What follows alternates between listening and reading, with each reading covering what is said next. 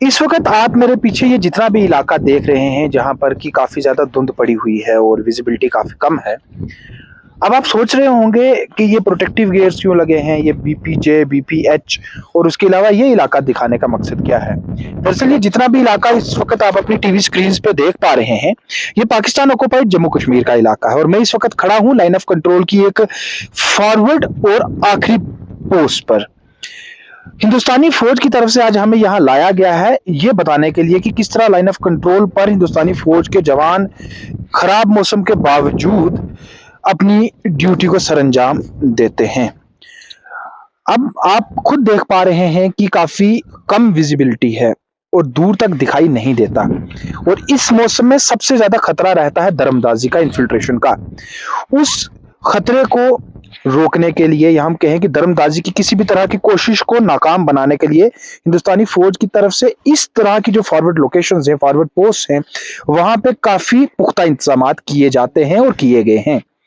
आप खुद देखें कि इस पोस्ट पे, जो कि ये आखिरी पोस्ट है, मैं आपको दोबारा बताता चलूं, ये जितना भी इलाका, ये आप नीचे घर देख पा रहे हैं,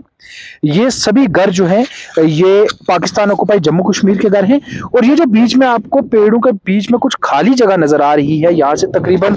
200 मीटर दूरी पर, ये पाकिस्तानी फौज की एक फॉरवर्ड पोस्ट है जो उनकी तरफ से आखिरी पोस्ट रहेगी। इस तरह के इलाके में जहाँ जंगल है, बारिश की वजह से, खराब मौसम की वजह से यहाँ विजिबिलिटी काफी कम है और उसके अलावा झाड़ियों से मजीद यहाँ पे जो जंगल का इलाका है वो घना हो जाता है। यहाँ पे इन्फिल्ट्रेशन, दरअंदाजी की कोशिश सबसे ज्यादा खतरे में रहती है और आप कहें कि सबसे ज्यादा जो सेंसिटिव इलाका है उनमें से एक इस इलाके को माना जाता है। लेकिन किसी भी तरह की दरअंदाजी की कोशिश को नाकाम बनाने के लिए और पुख्ता इंतजामात को यकीनन बनाने के लिए तमाम तर इंतजामात हैं, तमाम तर तैयारियां हैं, चाहे उसमें हर एक जगह पर फॉरवर्ड पोस्ट के जरिए मैनुअल सर्विलेंस हो या फिर हिंदुस्तानी फौज की तरफ से जो एडवांस टेक्निकल सर्विलेंस के भी इंतजाम किए गए हैं। और उसके अलावा यहाँ और कुछ ऐसे सिक्योरिटी के एसओपीज होते हैं जिनका हम जिक्र नहीं कर पाएंगे, जो कि उठाए जाते हैं ताकि किसी भी तरह की दरअंदाजी की कोशिश को, इन्फिल्ट्रेशन की कोशिश को नाकाम बनाया जा सके और इस इलाके को पूरी तरह से सिक्योर रखा जा सके। कई मरतबा इस इलाके में इन्फिल्ट्रेशन की कोशिश हुई, कई मरतबा इन इलाकों में इनकाउंटर्स हुए, इन्फिल्ट्रेशन की कोशिशों को नाकाम बनाया गया। उसके अलावा भी यहाँ बड़े पैमाने पर सिक्योरिटी से जुड़े हुए, हिफाजत से जुड़े हुए वाकयात पेश होते रहे हैं, जिसमें कि क्रॉस एलओसी स्मगलिंग भी एक फौज के लिए बड़ा चैलेंज रहती है, क्योंकि यहाँ सिविलियन आबादी भी बिल्कुल सटी हुई है। लेकिन इस सब खतरे के बावजूद, इस ठंड के मौसम में, विजिबिलिटी कम होने में और इस सब के बीच हिंदुस्तानी फौज ये चीज यकीनन बनाती है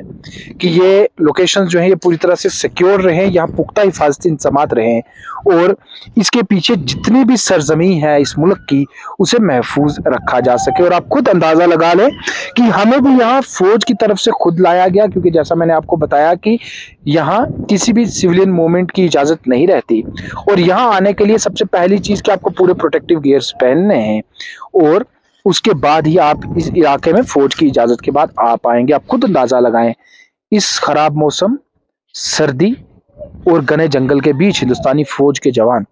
कितनी मेहनत के साथ, कितनी मुशक्कत के साथ अपनी जानों को हथेली पे रखकर मुल्क की सरजमीन की हिफाजत करते हैं। राजौरी से मैं सुमित भार्गव।